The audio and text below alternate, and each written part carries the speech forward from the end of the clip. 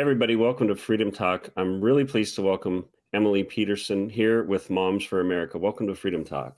Thank you so much. It's great to be with you. Great to have you.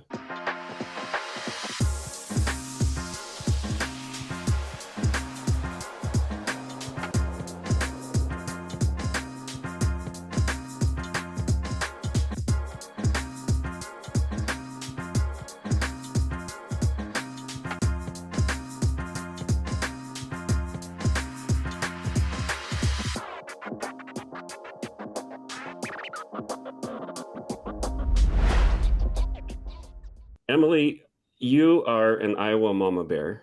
I I know am. that you had experiences with your kids. You homeschool now, but at one time your kids were in the public schools, correct? My daughter has been in the public schools since she's been very young. She has an IEP with special needs, and my older three, I homeschool them. And so my youngest has been in the public school system since, the beginning of her education. Yeah. And you and I were discussing this masking of children, which was absolutely unnecessary, not effective at all. And at No. the time that all the lockdown started, I was working as editor in chief for a national medical publication, and I have a master of science Wow. degree, not in health, but I took a lot of microbiology, biology, and I realized right away not only do masks not work, they provide the ideal environment for bacterial growth. And you and I discussed how this really was child abuse. I mean, you're taking away a children's ability to breathe, and for what? Right. COVID was not dangerous to children; it never was. Right. So, Absolutely. what did you do about this masking, and how did it affect your daughter? Well, when I tried to be reasonable, first go to the teachers, go to the principal, and they didn't listen. I said, well, I'm going to protest before the school board and speak before them. So I would go to their meetings and I would give my 3 minutes, get my 3 minutes. And at the time, they wouldn't even let you go in without, your mask on. And it was ridiculous. Yeah, But finally, I realized they are not for the well being of my child or any child for that matter in the district. And so I took it to the state legislature. I found some legislators that were willing to listen, and I called it out for what it was, as you did. It was absolute child abuse. And I hmm said that this can't remain. These masks need to come off the children. And the legislators listened. We were doing an event at the Capitol. We got over 240 people there to start. That was May 19th. And those of 240 which year? letters, 2021. 2021 in Yeah, May, we got about, I don't know, several handwritten letters, I think over 100 handwritten letters given to the governor. And it made a difference. And the legislators, they pushed for it to be into a bill, created into a bill and put on the House floor. And that very night, it was signed into law. It passed through the House, passed through the Senate. I think it was 52-34 wow, was the vote, and it was signed that evening at 12 or that morning at 12:30 a.m. And the governor said, I've never signed a bill this early in the morning, but for this one, I'm willing to do it. And I was able to get into her office and receive a high five from her. And she said, wow. you did this, your efforts did this. And I knew it wasn't me. I mean, I was just obeying what God showed me to do. When children are suffering, they need people to step up and to do something Mm, against this evil. yeah. And I thought about, there's Edmund Burke, there's a quote by him that said, all evil needs to flourish is for the good men and women Right, to do right, nothing. right. And I knew that God would help, and he sure did. And that very next day, those children had to be unmasked. It was signed into law, and those schools could not mandate masks on any Iowa child. In the That's public. fantastic. That's fantastic. And at the time, we were in Arizona, and unfortunately, we had Governor Doug Ducey, who Mm, was constantly trying to play both sides. Didn't have a spine, so yes, we didn't get any traction with that. And anytime we'd try that, we'd get the mob that was saying, "Oh, you're going to kill everybody if they don't have masks on." But I right. simply refused to wear masks. We didn't take our kids out of school. They closed the schools. And, I was writing papers about the damage to kids, to their education, to their well-being, having their faces hidden, their identities hidden. We had kids in our community committing suicide, and their friends were saying it was because of the masking policies, the quarantines. Wow. And I'll just say it, Vail School District, John Caruth, superintendent of schools, not only did he not do anything about it, we had over 200 parents show up to a school board meeting to say, look, this is literally killing our children. There was a 16-year-old boy who had written a speech and gave it to me and said, I want to present this. So what did the school board do there in Vail, Arizona? They tried to shut down the meeting, and they portrayed the parents as hostile and that whole, domestic terrorist kind of vibe. They didn't say, let's sit down and talk about this. What are your experiences? So we had a coffee shop at the time. We had a mom come and speak with her child there about how he would get migraines wearing the mask. We had a teenager and his family come, and he had been put on suicide watch because of all these policies. So we were fighting similar battles at that time. And I'm so glad to meet you, because we have somewhat parallel stories, We do. And I wish we had been able to link up back at that time, because, were there times where you felt alone? It seemed like maybe you had a lot of support. Well, in our community of Ankeny, which is a suburb of Des Moines, it began small, but it grew little by little. I think the most we actually had was about 50. But then all across Iowa, we started to really try and draw attention to what they were doing. And we even had the ability to show what they were doing and expose them during those board meetings. We had Jacob Hall from Iowa. He's part of the Iowa Standard, or he created the Iowa Standard. It's a media organization, and he does all kinds of, articles and news and things like that. And so he drew attention to what they were doing. But not only did they not listen, Kelly, but when I turned in a religious exemption, because first of all, I tried the medical route, because my daughter has an IEP, and part of an IEP is learning in the least restrictive environment possible. Now, you cannot tell me in good faith that putting that face diaper on a child is least restrictive environment. That is ridiculous. No. But they would not listen. And so the religious exemption, what happened was they placed her behind a plexiglass barrier wall and isolated her in the classroom. And once that happened, that's when I moved. I took her out of school and immediately got down to the Reawaken America tour by the grace of God, got down there. And that's when we told our stories on stage as moms that, our children were suffering, and America's children were suffering all across the country. Which one was that? Which city was that in?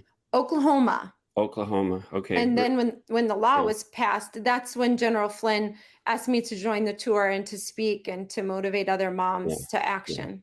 And I want to play that in a moment, but I had parents coming to me saying that they had kids who were autistic, who would have panic attacks. Our little, at the time, 6-year-old girl would start having a panic attack.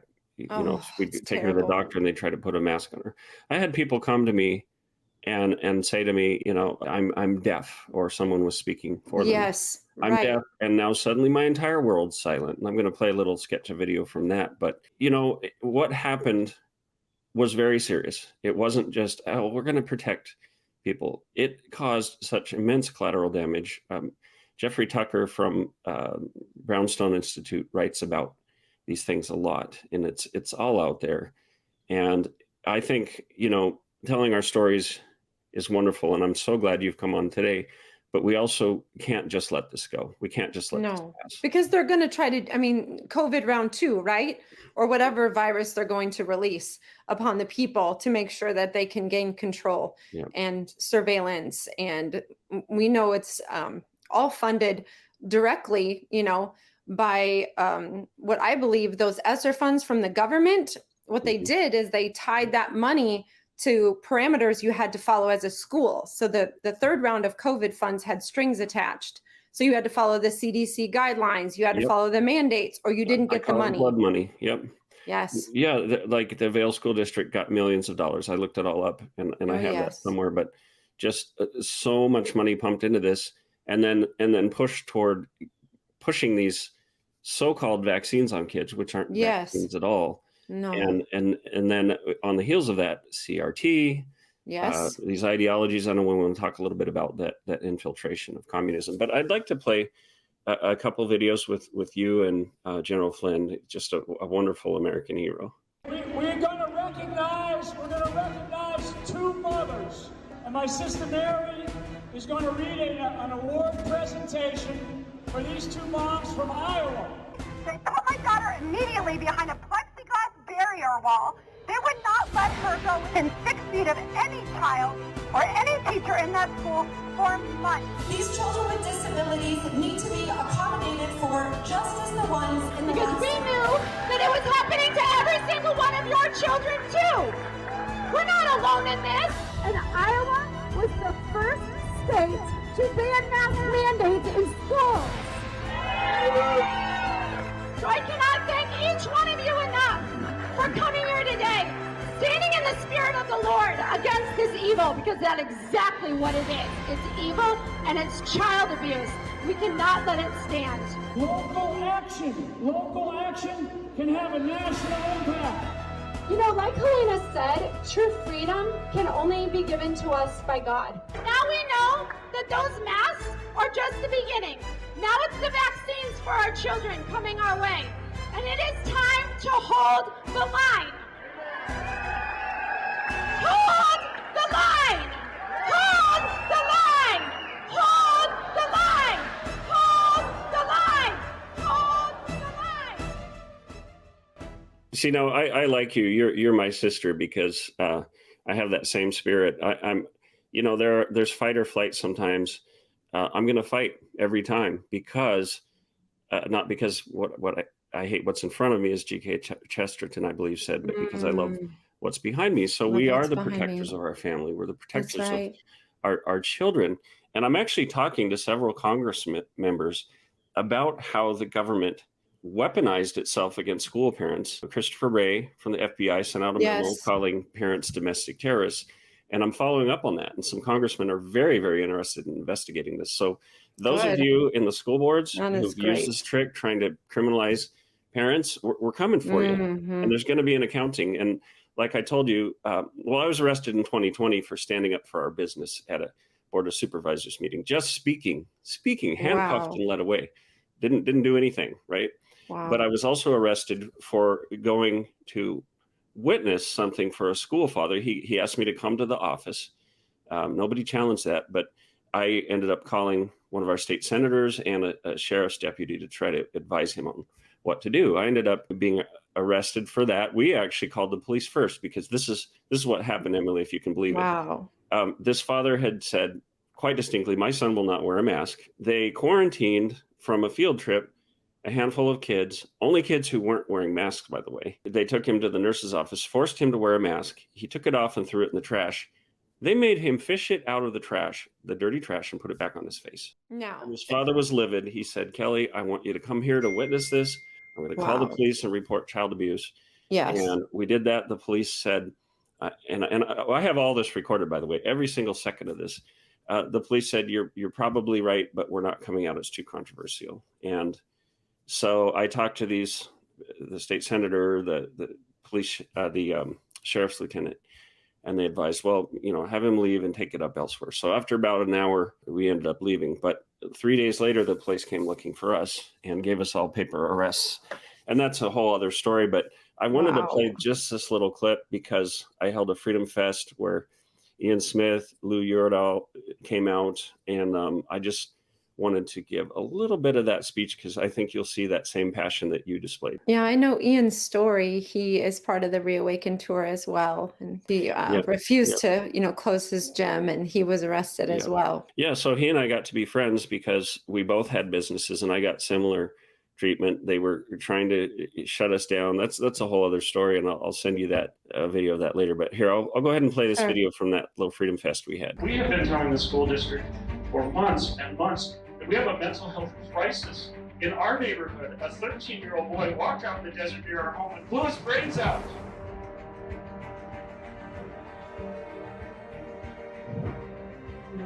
The moment you react, you're vilified, you're demonized.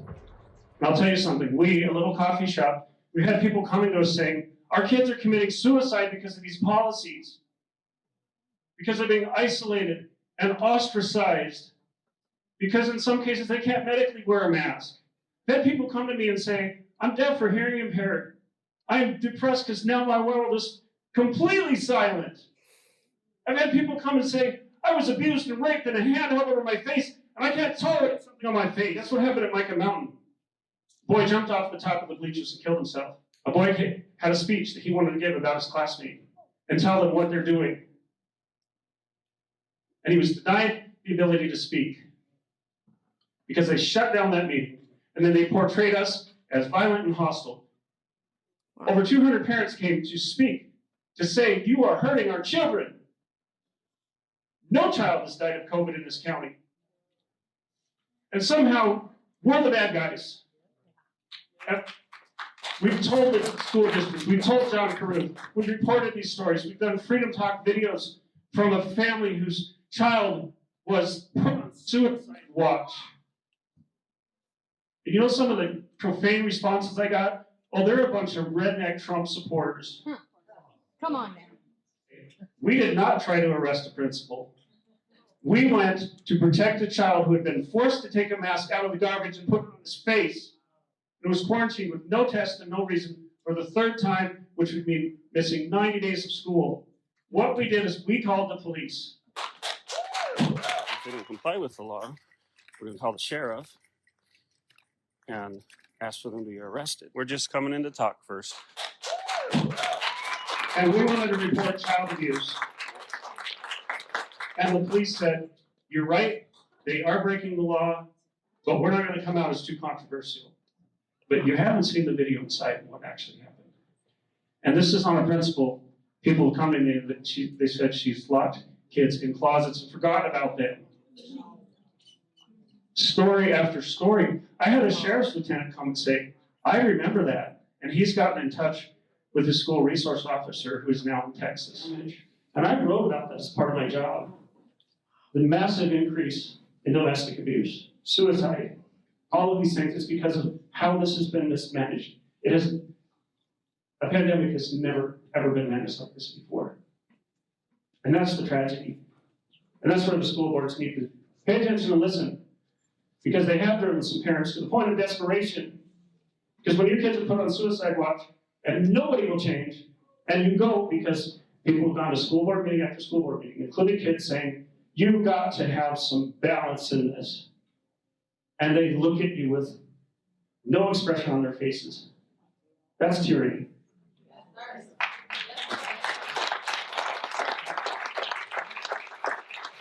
I think that there were some people gossiping locally, thinking that being a father of five, a guy who served a year as a volunteer teacher in Sri Lanka, would actually go and do something so foul. No, we didn't go to harass innocent school staff. We went to protect our children. And we have a duty to do that.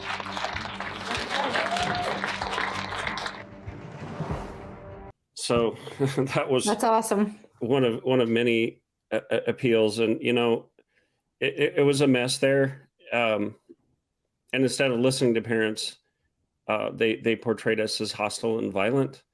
I ended up, first of all, getting a paper ticket for misdemeanor 3 trespassing. They came on a Sunday night, 5 police officers in Tucson. That's sadly understaffed. It was meant to intimidate. I gave that police officer a lecture for about a half an hour, and finally he said, you're going to sign this or I'm going to handcuff you and put you in jail. Because I said, you don't have any probable cause. I don't need to sign this. They ended up trumping up 3 more misdemeanors. They treated the whole trial like it was a felony, and I got sentenced to 100 days in jail and $10,000 in fines for talking. Wow, and they went out to the media and concocted this whole story that these 3 large fathers stormed the school, and it was just ridiculous. I mean, you know, and this is something that I want to talk to you about, Emily, because that makes me think that there's corruption there. I mean, that Tucson makes is no basically sense. a small communist country, and it's run by the cartels. It's awful. And this was, you know, ever since I got arrested for standing up for ourselves in September of 2020, they were targeting me. I have records of, you know, anyway, it was bad there. It was one of the worst spots in the country. But, you know, you talked about mama bears, and there's another video I want to play. Parents getting arrested, getting hauled out of meetings, being treated so harshly. I love the mama bears, and I've stood up with and for several of them. I'm going to play a short video of this mother who was put in prison for 5 days for asking questions. But we need more papa bears to step up too. And one of the things I have to say, in all honesty, Emily, especially like I'm 6'4", 240 pounds. It's going to be easy if you're a man to portray you as aggressive, even if you try not to be. But here's the thing about dads, especially when you're a male, you're an alpha male, your voice is going to be loud. You're going to be, you're going to take authority over the situation. That's just how we are. Interesting story. I'm digressing a little bit. I want to get back to your story, but the Vail School District there, because I have the records, they called the sheriff's department and wanted them to pay special attention to me when I was going to a school board meeting with those 200 other people. And they basically wanted them to profile me. Well, the sheriff's lieutenant who was over the area at the time called all of his officers and said, you're going to see Kelly Walker. He's a big guy. He's going to stand his ground, but he's not a threat. So he turned around and did the exact opposite. So kudos to the sheriff's department. Aren't they going to be our defense? I mean, our last stand, really. Well, they're supposed to be. Constitutional sheriff should be, if they're constitutional. Yep, they're supposed to be. And it was the sheriff's department who arrested me that first time. You'll see 3 officers come up and handcuff me. Wow. The man who put the handcuffs on me when I was sitting back there with my arms cuffed behind my back, I said, why did you do that? And he said, well, I didn't have a choice or I would lose my job. And I looked at him, I said, your job is to protect people like me from people like that. You swore an oath. That's right. And the sheriffs, I was really glad to see this sheriff from New Mexico say, no, we're not going to impose this gun ban that this dingbat yes, right. Imposed. That governor. Yes. But, and I'm sorry for the digression, but I'm finding some common ground here. No, we absolutely do. We absolutely do. Parents need to just keep on this. I don't care if they arrest you, jail you, whatever. We got to keep going. And by the way, there's no way in hell I'm going to jail. They already illegally seized $10,000 out of the sale of our home from Tucson. Wow. There's a Homestead Act that says unless you make over $250,000 on your home sale, they can't collect a lien or a judgment. They just took it. And they know that like you're going to spend more on lawyers getting it back. But you know what? There's no sacrifice too great for our country. I'm going to consciously defy that jail sentence because we've come to the point, and I wrote a 2-part series called The Art of Defiance, where the founders and several thinkers way back to Cicero in ancient Rome talked about when your legal system goes off the rails, when your government is transgressing and breaking that social contract, you have a right to appeal to the higher rule of law, which is our God-given natural rights. That's another story, but I'll have to read that one. I would like to read that. I'll send them to you. But the point is, like, we can't let up on this. I agree. A lot of Christians, though, sadly, Kelly, they say, well, our governing authority is our God-given, and we're to obey them and understand that they were ordained and put into place by God. However, when that governing authority is not obeying God and giving you things that, are not according to his law and his commands, it is our right to only bow to God and to stand up. And that's why he's given us, that ability. They completely misinterpret that scripture. And they do. I'm going to tell you about this fathering series we have coming up. Eric Metaxas is going to be one of them. He wrote a great book called Letter to the American Church, where he challenges that whole idea. But people take that one scripture, I believe I want to say Romans 8. Romans 8. Or no. Isn't it in Romans 13 about the governing authorities? Yeah. So they're talking about Rome, which was instituted the Pax Romana. They did bring a civilizing influence, and they were trying to quell this violent rebellion against the authorities because they were keeping some sort of peace. They weren't completely just. However, there's the scripture where some of the disciples, the apostles, said we ought to obey God rather than men. We have Queen Esther defying the rule of the laws of the Medes and Persians. People are taking one instance and one principle and taking it way out of context. We always stand up to evil. And in point of fact, America is different because the governing authorities work by the authority and will of the people. So when they transgress that, we have, as Thomas Jefferson said, a duty to uphold the rights which are self-evident. So, I mean, that's a whole other topic, but people to throw off that tyranny. And I honestly have to say that line of thinking is a cop-out. It's theology light. It's cherry picking. And if those people had their way and predominated, we never would have had an American Revolution. We wouldn't have a free country in which they could be saying that, and they would probably Right. be Catholics or Anglicans right now. Right. And they wouldn't be enjoying their little cappuccino in their pew, listening to the pastor talk about, the latest woke ideology too. No, I mean, no. communism has really seeped into the church, and It that has. can be another It has. topic, but it certainly has. I mean, the SBC, Southern Baptist Convention, how they were caught with, pages upon pages of reports of abuse, and they denied it and they ignored it. And many of that SBC umbrella falls under many woke pastors allowing communists to come in and influence their flock and speak and be, a reference. Communism killed over 100 million people in the 20th century alone. It has killed more people than any other ideology. And the fact that churches are flirting with this is abominable. It's getting in bed with mass murderers. It really is, and socialism too. Vladimir Lenin said the whole goal of socialism is communism. It's up to us. It's up to we the people. And I know General Flynn talks about this, and he knows it. And that's why he honored you, because you were just an average person out there like I was, who stood up and had the courage to stand. And I definitely applaud you for that. And I hope more people will see that example and say, I need to stand up too. Alexander Courage is contagious, right? I mean, you would hope. Yeah. We hope that courage is contagious. Yeah, absolutely. I've seen this promotions for a movie based on the book Live Not by Lies, and they quote heavily from Alexander Solzhenitsyn, and he said something along the lines of people have 1,000 glib little reasons for not getting involved.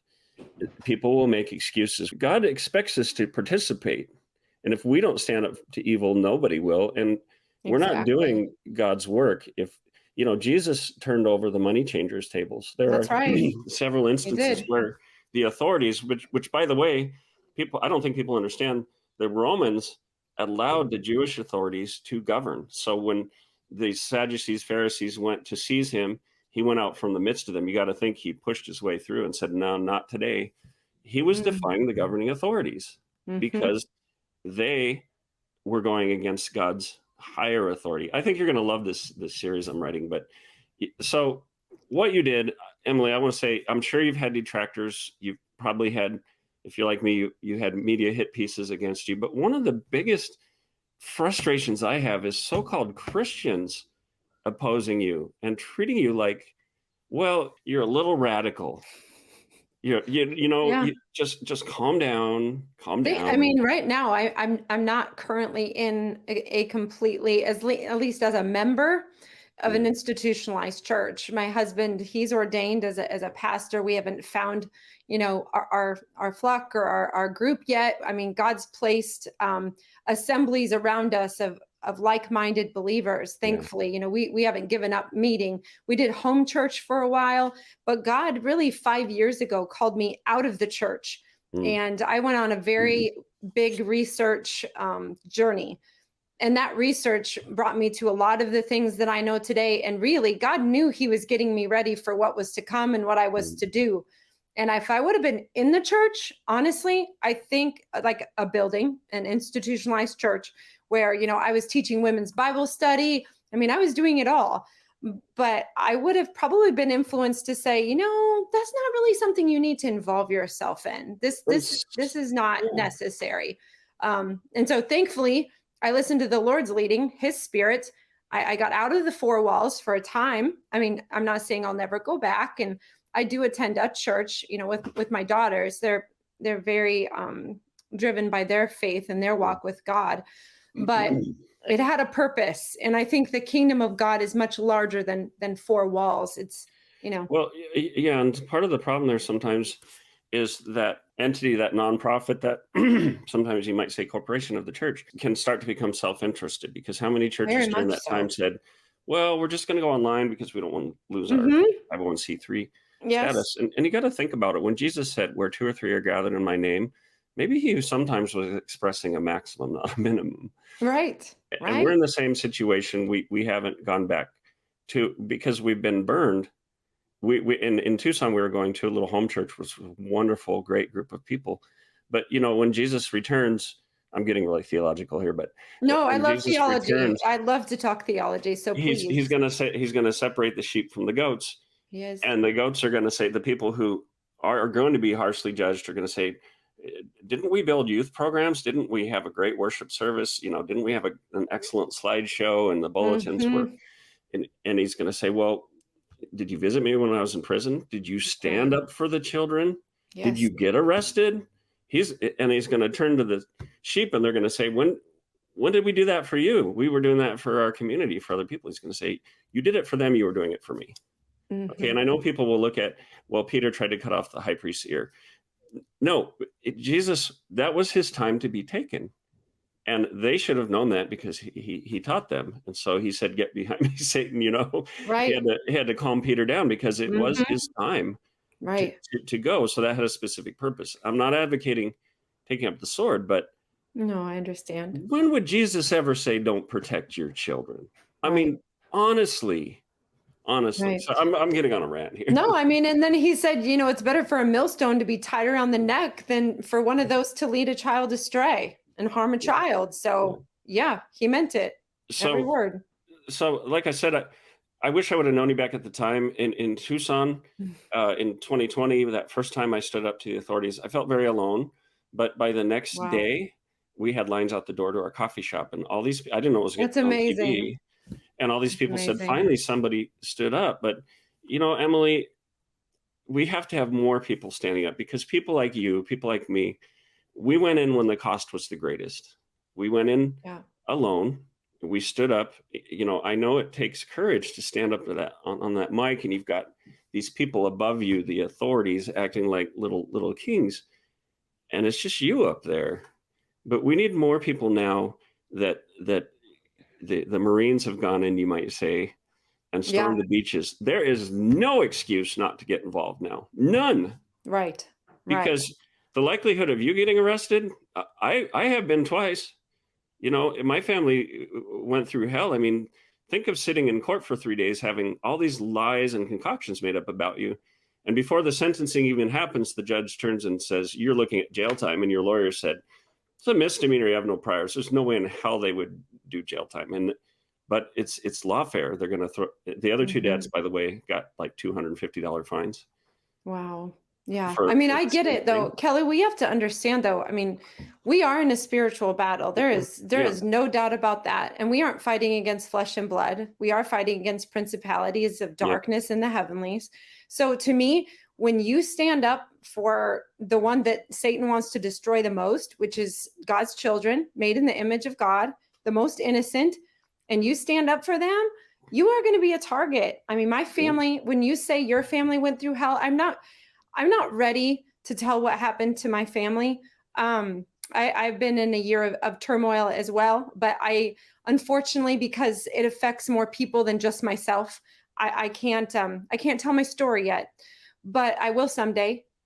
And I can tell you that there is no doubt that we are battling pure evil, and those who will be used to attack us will be used. And it's not always the people we think either. No, it can be family. That's right. My wife's family turned on her, and not because they're on the left, but because they were afraid to stand up to the authorities. They were, there were people in pre-war Germany who turned in family members for harboring Jews out of self-protection. You could tell anybody that what hurts the most sometimes are the people closest to you, the people who say that they're going to stand with you or that they're family members, and suddenly you're being attacked by the people you least expect. I know there are only so many things we can talk about, but has this been hard on your family? Yes, it has. But it's also made us stronger. We've really had to cling to God. Each one of my family members has had to develop their own faith and their own dependence on the Lord to get us through and to really use this for good instead of evil. And I do believe one day, what happened, it will be used for good in a big way. Now, when I spoke out, there was no fear at the beginning, and you probably feel this too. You were just like compelled. This is what I have to do. This is just my obedience to God and doing what he's shown me to do. And you have this passion in your heart. But as you go on, there can be a weariness. And we have to not grow weary in doing good. And we have to believe that at the proper time, we will reap a harvest if we do not give up, because we know evil is not going to quit. The other side is not going to stop. And so we have to draw our strength. To me, it reminds me of the 10 virgins parable, where they go out and they each have, oil for their lamps. But the foolish virgins, they only took enough oil for a short trip. And the wise virgins, they took enough oil for a very long trip. And they knew, to me, it's paralleling, the Spirit of God, and, and you're abiding in Christ, and you're abiding in your faith in order to walk the journey you need to walk. And so, it's not a sprint, it's a marathon. And It is. I do believe that if we keep our faith, we'll see God's goodness, we'll see his faithfulness, we'll see his glory. And to me, that's my mission in life. Nothing's better. So I joined Moms for America because they do want to take back our culture for faith, for freedom, for truth in the Constitution. And I want to show my kids that I'm going to stand on the truth. And I believe that when the Lord talks about in the end times, that he gave the debased over to the lie that they believed. And the reason he did that, according to, I believe it's 2 Thessalonians, maybe 2:9-12, is because they did not love the truth, but they had pleasure in unrighteousness and the lie. Yeah. And so I think truth is so important today because there's so much deception out there. Yeah. And I think the parable of the talents comes into play as well. God's given people the opportunity to have courage to stand up for what's right. And some people are going to bury that out of fear. Right. And if there's one theme in the Bible that stands out among others, it's do not fear, be of good courage. Fear is a sin. Okay. If you're a Christian, do not be afraid of these people. And I don't mean like, look, when I first kicked the health inspector out of our business coffee shop, I was trembling. I'm like, what have I just done? But the courage you have is to do the right thing, even when you're afraid. Anxiety attack. Right. Yeah. That's right. Courage can't happen if you're not on some level afraid. Okay. That's right. If you were in Africa and a lion popped out of the bushes and you face it, it takes courage to face it. But is anybody going to be standing up against a lion and not be afraid? Right. I'm going to play your longer video with General Flynn because there's some great things said here. And if you didn't just observe somebody who is willing to go to the gates for this country, I don't know. I've met a lot of people, and I've never. This is a rare person standing next to me. Okay? So, whatever you can give, you give it to this woman, so she can do the things that she needs to do for this organization, which is Moms for America. Which I'll be up in Idaho with Moms for America here in another month and a half with a whole bunch of the whole gang up there, because like I've said, and I may repeat myself, women are like the ones that we are going to have to count on. That's right. Honestly, right now in this country, that's what I see. And when I saw this young lady do what she did, I was like blown away. And I said, my God, I've spent 5 years of my life in combat. They're not 5 deployments, 5 years of my life in combat. And I have faced the worst possible enemies that you can imagine. And I would take this gal with me to any combat zone. Right? Honest to God. momsforamerica.us. Please register and join me. momsforamerica.us. Tell me a little bit about Kimberly Fletcher. She's the founder of Moms for America. And how did you get involved with Moms for America? That is a great question. I met Kimberly Fletcher for the first time at the Reawaken America Tour Tampa event. And that is where General Flynn gave myself and another mom the first Fearless Fighters for American Values Award. And Kimberly and I just really hit it off. And we shared a lot of the same beliefs and mission and vision. And she asked me if I'd be interested in getting involved with Moms for America. So we kept in touch throughout the Reawaken America tours. She traveled and she speaks. And the more I learned about the organization, the more I thought, this is something I think God wants me to do. and wants me to represent my state. I absolutely love my state of Iowa. I think we're special here. I think we're special because a lot of the people that I know and that I rub elbows with and I unite with, they're God-loving, God-fearing people. Yeah. And so I thought, okay, I will get involved. And then she asked me to officially become the Iowa liaison for Moms for America. And due to what was going on in my family and having to take care of some things, I took a step back for a little while, but I officially launched last week Iowa Moms for America. But I'm involved in a lot of things, though. In Iowa, I'm involved in Iowa Liberty Network.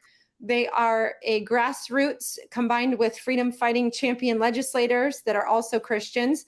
And we've united, and we're going to come up with some bills and get ahead of session so that when session opens, we're going to create the narrative. We're going to create what's important. We, the people, with legislators serving their constituents, we are the government. And we believe at a local level, if this can be done, if this can be displayed, and it has actually, Kelly, we just got 6 parental laws passed, which were incredible. Fantastic. I'd love to tell you about them really quickly. We got a bathroom law passed, K through 6. You must use it according to your biological sex. We got a law passed to remove the obscene books out of the schools and the school libraries, and the classroom libraries and instructional materials. And if they do not, they will be held accountable by the law. We got a law passed that parents have to be told any type of pronoun usage or desire for pronoun usage in the school, in a counseling setting, anything like that. Parents must be involved in that decision. We also got a law passed to ban gender mutilation and puberty blockers on minors 18 and younger in all the state of Iowa. Oh boy, do we get one? Oh, and the heartbeat law passed. We banned abortion past the heartbeat, except they have exceptions. We're going to try to push for more, but at the time, if we can save lives, we're going to do it. And they have the exceptions of rape and incest right now. Wow. So Californians moved to Iowa. Yeah. I mean, we're just, I love our state. And I really believe that God raised up people for such a time as this in Iowa. And it's not like in Iowa, it's not like it's the legislators. There's a group of those establishment rhino. You call it the uniparty, right? The ones that are actually working as Democrats. We know who they are. We're calling them out. And we're also seeking to replace them in the Iowa Liberty Network. So they try to recruit constitutionalist candidates to run. And that's why we got these laws passed, because last year we got moms, dads, everyday people to run, and they won. And they're in, and they're making a difference. We need that. We sure need that. We've got to decentralize, because we've now got Biden acting like a tyrant, just thinking he can just throw out executive orders like candy and run all of us. Yes. And the states have to stand up, which some of them are. But I wonder what people do in a so-called blue state. Right. Like in California, what Gavin Newsom's doing and what some of the bills that are being passed there are horrendous. The more I learn about him, I mean, with his comprehension sex education that he introduced, he was like the father of that. I mean, he took it off of, I think it was Kissinger, possibly, but it was all about, grooming children and minor attracted persons. And if you even look at that history, you look into NAMBLA, the North American Man-Boy Love Association, where Nancy Pelosi was even in that parade. I mean, it's sickening. And now we know that the LGBTQ, the militant part of, the LGBTQ agenda that's being foisted upon the children, that's being funded by the World Economic Forum. Yeah. I think you're probably thinking of Alfred Kinsey. Kinsey, that's right. Yeah, thank you. Yeah. Alfred Kinsey. Yes. Yeah. This comprehensive sex agenda. Yeah. Alfred Kinsey, that's right. Yeah. I mean, it is. And I have these great books from the Epic Times about communism. They talk about how this sexual deviation is part of Marxism. That's right. And their plan to break down society. Oh, and it's not like the people in charge stand behind those things. They use them to disrupt and break down traditional society, traditional morality. They do. And then when they get that power, they're going to eat those people for dessert. Right. They're, Right. you know, the Soviet Union, when it first started, legalized homosexuality, legalized abortion. And then later when Stalin got into power, they rescinded those and started persecuting. Yes. Do you They don't have my care. slides from that show what Hitler's vision was for education and for the youth? I think that goes right along with it. I'm going to play this video of the school mom as she was being taken to jail. Okay.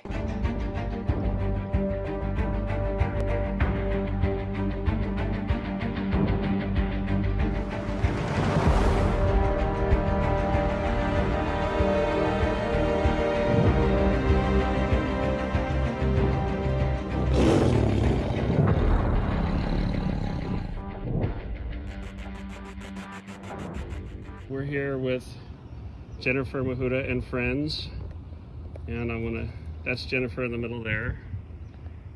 She's a brave lady. She's going to jail today for standing up for her family. I'm still kind of shocked to even be saying that, because it's utterly ridiculous and backwards. And this is the outcome of an administration and an ideology that treats caring parents as criminals and criminals as victims. So just going to get in here real quick. Jennifer, do you want to say anything? Look, I'm a mess right now, so I can't imagine how Jennifer is. I don't want to put you on the spot, but you want to say anything? I think this just shows an example of how broken our public schools are, our judicial system is, and our police system is. Until we get people showing up to help their neighbors, to help one another, we're not going to go very far, because the political rallies are great and all, and they last so long, but we got to be showing up for each other. Yep. We got to have each other's back, because that's the strength of America. Thanks for being so brave and making a difference and trying to make a difference. And thank you for standing up. There's a brave lady right here. For all of us. Welcome to the Handcuff Club. We've been waiting for a few more to join us. and I have a trial coming up in August. We got a favorable ruling on some orders of protection for our school incident, but we still have a trial coming up. So it's you know, any parents who've been arrested, any parents who've been fined, certainly going to jail, they need to be pardoned, because this is ridiculous. It's utterly ridiculous. It's backwards. And we're going to pursue this. We're going to find out who the judge was, the principal, and everybody else, and we're going to put them in the public eye for scrutiny, because this is wrong. So thank you guys so much for supporting your friend Jennifer. You're brave. Thank you, and thank you guys for all being here. I love you all. See you in 5 days. See you in 5 days. So Jennifer didn't break any law, and the judge and the principal collaborating together in that courtroom basically said, we're going to put you in jail to make an example of you. That's exactly right. I was going to say that. I mean, that's exactly what they're doing, because if they can make an example of her, then it will intimidate and deter other moms and dads from standing up and doing something about it. Yep. And that's what it was all about. And unfortunately, Wow. You know, some of us groups of parents went to some of these school board meetings and confronted the police, not in a violent way, but we said, you can't be keeping school parents out of there. You're acting like security guards. You swore an oath to the people, not to these school boards. And yet that's what they were doing. They were participating in this. Kudos to those police officers who did stand up after that first arrest of mine. The guy who handcuffed me ended up being a pariah to some of his coworkers. He ended up moving out. And one sheriff's officer who came into our coffee shop said, Kelly, we all knew that was wrong, and I would have quit my job before I would have made that arrest. Wow. So the good ones are out there, and I hope they just keep going in that direction. But you know what do we do now? Because she's gone through this. They ended up moving.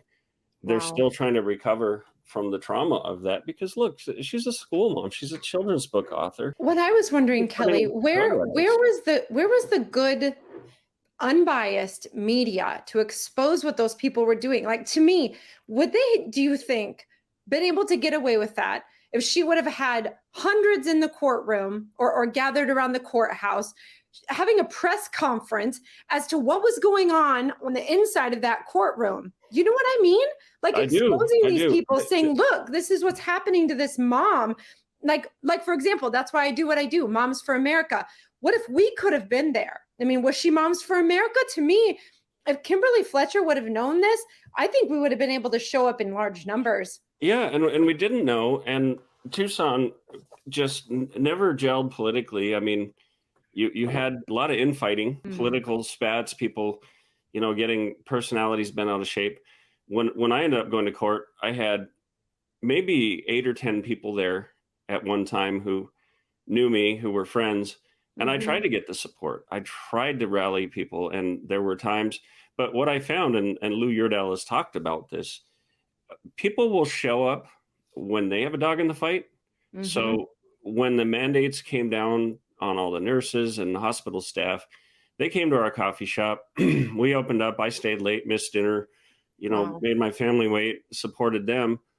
But then where were they after that? Can I ask, do you sell your coffee like online or anything like that as well? We ended up closing the coffee shop. There's a whole story behind that. But now I'm concentrated on this fathering seminar.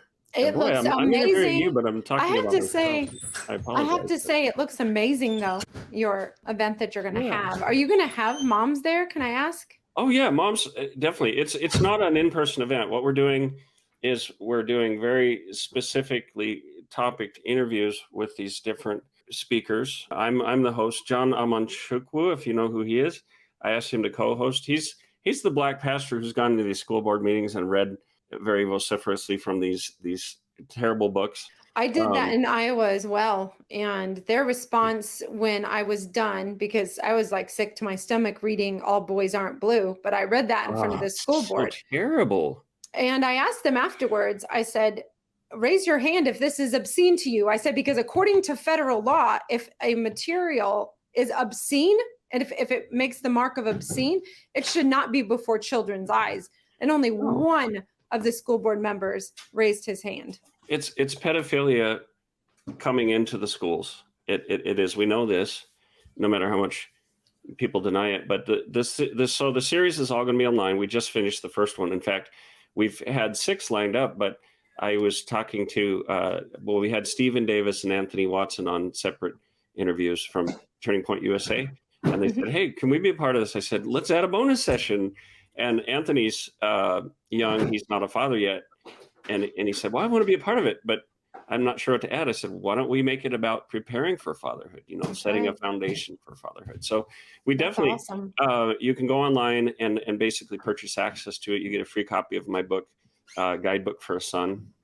And this is it right here. I'm going to send you a copy too. I'm going to sign one and send it to you. Oh, thank you. I appreciate you sending one to my son. Sending it to me to send to my son. And I'll put his name in there and everything. And of course, a lot of these principles apply for young ladies. But what we're trying to do, besides make a living for my family, is really help restore fatherhood. Our society is not going to recover. Our nation's not going to recover without strong families, and certainly not without strong fathers. And that's why they've attacked fatherhood. That's why they've tried to, introduce these topics of toxic masculinity and constantly taking men down. It's all about breaking apart the family unit, because if they can destroy the family, the nuclear family, I mean, that's what BLM was all about too. I mean, the marxist, LGBTQ woman who was in charge of creating BLM, she, wants the destruction of the nuclear family. Yeah, because the nuclear family is in the way of the state. The state wants to be God, family, everything. Before we go, I know you got to get going, but tell us about this longer video, getting up on stage with General Flynn. I mean, what an honor. Yeah, I mean, it's been an honor to know him, to get to know him, to see what he is truly about. And he's one of the most genuine leaders and veterans, military men. And also, I mean, being a former national security advisor, it's very clear to me why they went after him. Because, hypothetically, he knows where all the bodies are buried. He knows all the secrets. He worked under the DIA with Obama.